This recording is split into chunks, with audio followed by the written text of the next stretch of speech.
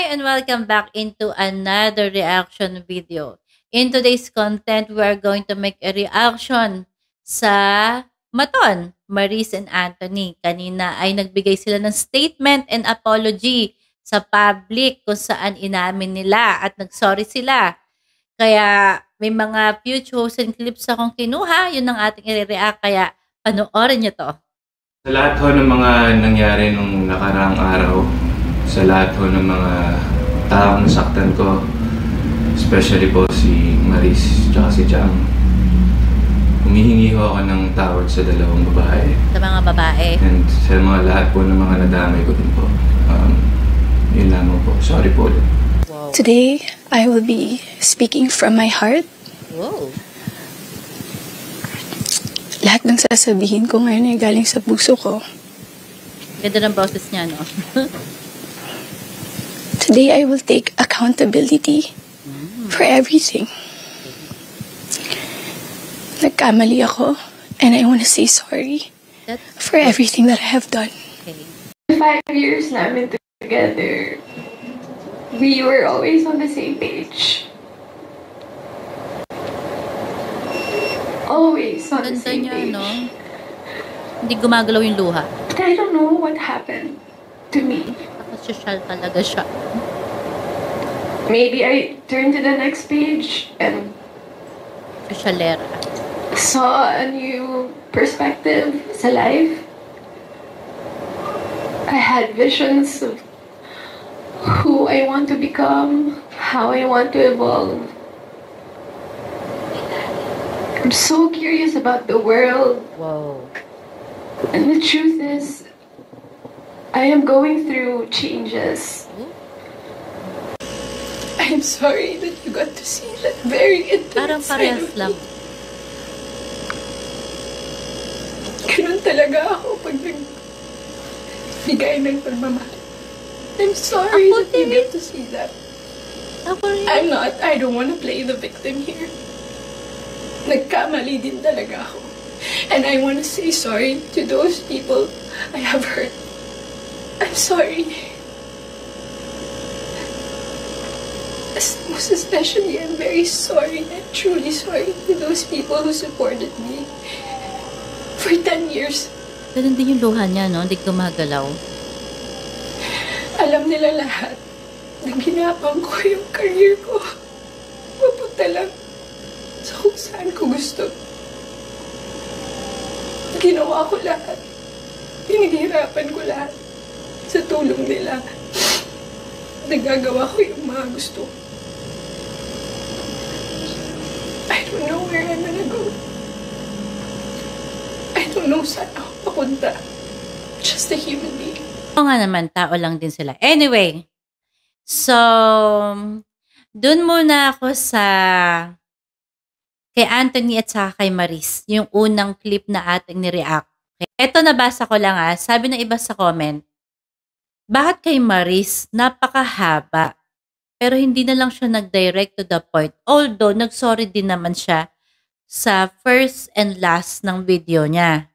Tapos, sabi nila, hindi daw nila mag-get yung point ni Maris nung kalagitnaan. Kahaba-haba na parang okay na biglang, wait, ay no, nasa na ba tayo? Biglang, okay, sorry. Okay, yun pala. Nahilo yung mga tao sa sinabi ni Maris. Kay Anthony naman, eto naman yung opposite. Napaka-short and simple. Pero hindi mo naman din maramdaman. Parang nakipag-usap ka lang sa ghost na kasing lamig ng mga naglalamigan na relasyon ang reaction ng lahat pagdating kay statement ni Anthony. Sa akin, ako din ganon. Kasi reaction vlog ako So, I see to it na tinitingnan ko mabuti yung facial expression, the way they talk, ano yung suot niya, paano yung galaw. Lahat yan, hindi lang sa kanta, sa pag-arte. Very observant din. May simpatsya ako sa tao, lalo na kung alam kong totoo yung sinasabi. Kumbaga, kung may umiiyak dyan at naghihirap at nagkakwento, iiyak din ako kasi nararamdaman ko yung sakit nila. Pero mas naramdaman ko yung sakit ni Jam.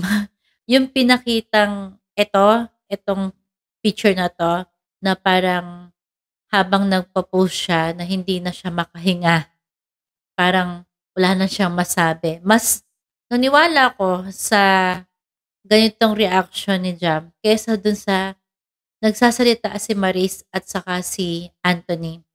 Kay Anthony talaga short and simple, pero yun lang din yung sasabihin ko. Napaka-short din ng reaction ko sa kanya at simple lang din ang reaction ko. Wala akong nafe-feel na genuine. Wala akong nafe-feel na emosyon na totoo galing kay Anthony. Para lang siyang nagdi-discuss na playboy. Para lang F-boy na explanation. Kumbaga gasgas na yan sa mga taong loko-loko. Hindi ko nilalahat This is a general. Kumbaga, hindi ko sinasabing lalaki lang ng lolo ko o babae, pero gasgas na siya sa naglolokong tao. Kasi 'di ba sabi nga, cheating is not a mistake. Cheating is a choice. So, yung sinasabi niya Anthony dito, parang choice niya din yun Choice lang niya sabihin. Saka yung kay Maris, walang sincerity din. Hindi ko rin ma-feel. Hindi niya ako kayang kunin. Yung loob ko, hindi niya kaya. Tapos, parang napaplastikan ako sa nakikita ko. But, don't get me wrong guys yung mga Maton fans, hindi ako galit kay Anthony, hindi ako galit kay Maris, di rin ako galit kay Jam or kay Rico. Wala akong kinagagalitan, wala rin akong pinapanigan. Doon ako dun sa tama, doon ako sa relate ako sa mga sinasabi nila. Parang hindi siya totoo. Hindi siya galing sa puso. Hindi naman hinihingi ng mga tao ang sorry nila. Baga, marami lang curious. Ano na kaya nangyari? Sana nagbigay sila ng statement. Parang ganon. Pero sila na din na nag-sorry in public. Parang scripted lang. Parang may nag-utos lang. May nag-force lang sa kanila na magsalita. At kung nag-sorry sila, at hindi ko yun na-feel, para saan yun sorry? Kay Jam ba? Sa mga nawawalang fans, nagagalit na tao? Or para sa mga projects na nawawala na, baka isa-isa nang nawawala? So, yun yung nakikita kong point. Para saan yung sorry kung hindi naman sincere? Para ba hindi lang sila mawalan ng supporters and sponsors and project? Emotion pa ni Maris, hindi tugma sa mga sinasabi niya. Kaya tuloy, lalong hindi naniniwala yung mga tao. Kasi yung mga tao, mag-e-engage yan sa'yo Parang sa YouTube content.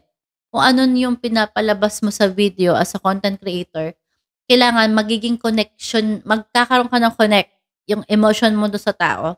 Yun lang yung honest opinion ko Dun sa interview na una, balikan natin yung 4 months ago na nagpa-interview siya para sa movie niya. Doon niya inamin na break na sila ni Rico. Bakit ko siya binalikan? At bakit kailangan kong i-compare yung noon at ngayon? Kasi gusto kong makita. I want to get to know Maris. Kaya ako binalikan. Kasi baka nagkakamali lang ako. Baka ganun talaga yung action niya. Ang pinagkaiba lang nung noon at ngayon ni Maris is nang-ayos si Maris doon. Maikli yung buhok, may makeup, dark yung lipstick. Yung ngayon, simpleng mahaba yung buhok, white lang na turtleneck, plain. Yun lang ang nakita kong pagkakaiba. Pero both, parehas pa rin yung expression. Parehas yung pananalita. Parehas yung pag-iyak na hindi gumagalaw yung luha. Parang pinunasan lang siya ng mga tubig. Tapos, biglang, okay, take 1, 2, 3. Tapos, I just want to make changes. Parang ganun. Pag nag-react ako at medyo na-touch ako doon sa nire-react ko, umiiyak ako on the spot. At talagang kita mong pugto talaga yung mata ko. At tumutulo talaga yung luha ko. At daman-daman mo yung totoong reaction ko. Pero hindi ko naman kino-compare yung sarili ko kay Maris. Kasi sabi nga rin ng psychologist, hindi naman daw lahat ng naiyak ay yun lang yung sincere. Meron ding hindi naiyak pero sincere pa rin. Pero hindi pa rin talaga niya ako makuha for some reason. Medyo nakukulangan pa ako. We don't normalize cheating. Hindi rin natin tinotolerate ang cheating. Pero mas maraming malalap ang mangyayari sa mga relationship nila. Hindi lang ito. Kumbaga, this is just a test. At sabi nga ni Ian Veneracion sa interview kanina, of course, they are public figures. Kaya lalong tumataas yung level ng pagtatrending nila at mas marami pang problema kaysa dyan. Pero ba't nga sila dinidiin? Kasi nga, artista sila. Nobody's perfect nga, ika nga. Pero nagkataon lang nakita natin sila, may camera at may screenshot. Para sa akin, let's say, sige, hindi ko na-feel yung sincerity, pero baka dahil effort na rin yung public apology, sorry naman, din tatanggapin ko. Especially na wala naman talagang perfect na tao sa mundo. At saka sabi ko nga, this too shall pass. For sure, makakalimutan din to someday. Kasi sinasabi ko lang, wag na natin bigyan ng big deal to kasi okay na.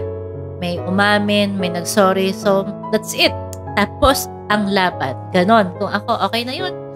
Let's move on na lang. At saka yun nga, wala naman din perfectong tao. Hindi lahat ng tao ay santo.